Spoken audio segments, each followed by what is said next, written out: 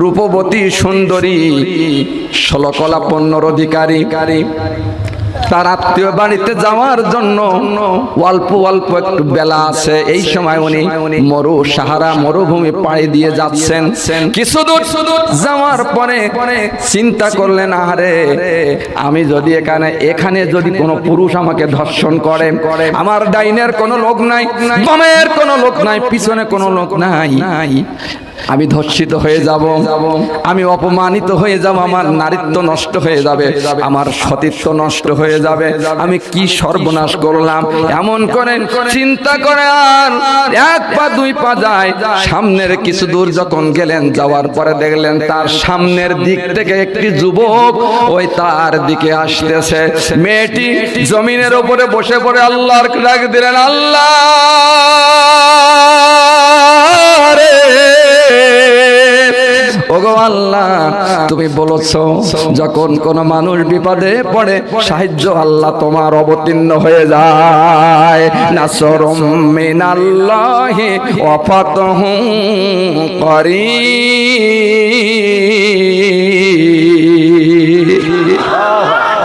ওয়া বাশশিরিল মুমিনিন। ঠিক আছে আব্বা, সম্মানিত আমার ভাইরা, মেয়েটির চোখ দিয়ে অঝরে পানি ঝরঝর করে পড়ে আর বলে, আল্লাহ তুমি আমার সাহায্য করো, কারণ এই মরু প্রান্তরে কোন মানুষ আমার সাহায্য করার মতো কেউ নাই। আমার সামনে বিশাল মরুভূমি, আমার বামে বিশাল মরুভূমি, আমার ডাইনে মরুভূমি, বামে সামনে সব মরুভূমি, কোনো সাহায্য করেন, আল্লাহ তুমি বাঁচাও। এই সাহায্য যখন আল্লাহর কাছে চাইলেন, আসলে আমরা আল্লাহরে ডাকতে জানি না, ডাকার মতো ডাকলে খোদা কেমনে শোনে না। ঠিক বাবা, মহিলা ঠিক এভাবে করে ক্রন্দন করতে চান আল্লাহর কাছে।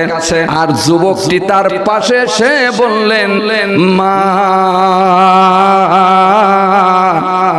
ওগো মা, তুমি কেঁদো না, তুমি কেঁদো না, আমার দ্বারায় তোমার কোনো ক্ষতি হবে না, তুমি যেখানে যাবে আমি তোমাকে নিরাপদে সেই জায়গায় পৌঁছে দিব।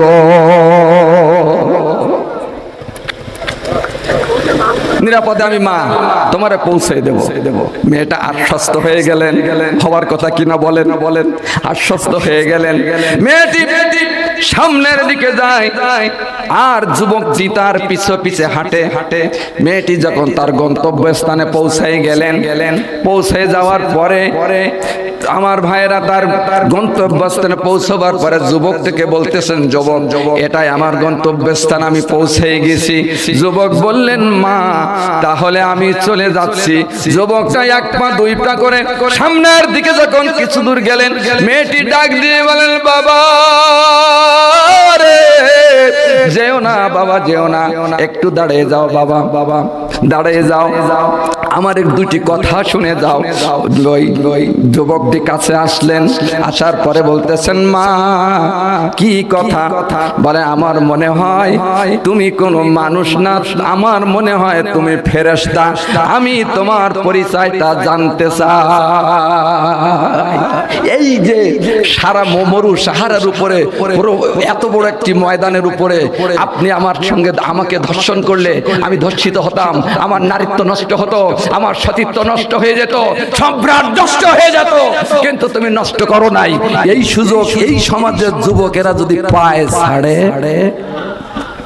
বলে তবা করে কালকে ঠিকঠাক করে নেবেন, আজকে যা হোক শেষ কাজটা করে যাই। ঠিক কিনা?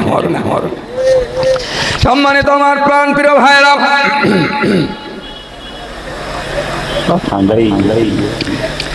মেয়েটি জিজ্ঞাসা করলেন, বাবা তোমার বাবা কোথায় তোমার বাড়ি, কোথায় তোমার ঠিকানা, তোমার নাম, বাবার নাম কি? বললেন, মা এত পরিচয় নেওয়ার দরকার নাই, আমি একটা পরিচয় আপনাকে দিয়ে যাই, সেটা হলো আমি হলো মুসলমান। একটু হাত উঠাই বলুন আল্লাহু আকবার। আমি কি মুসলমান।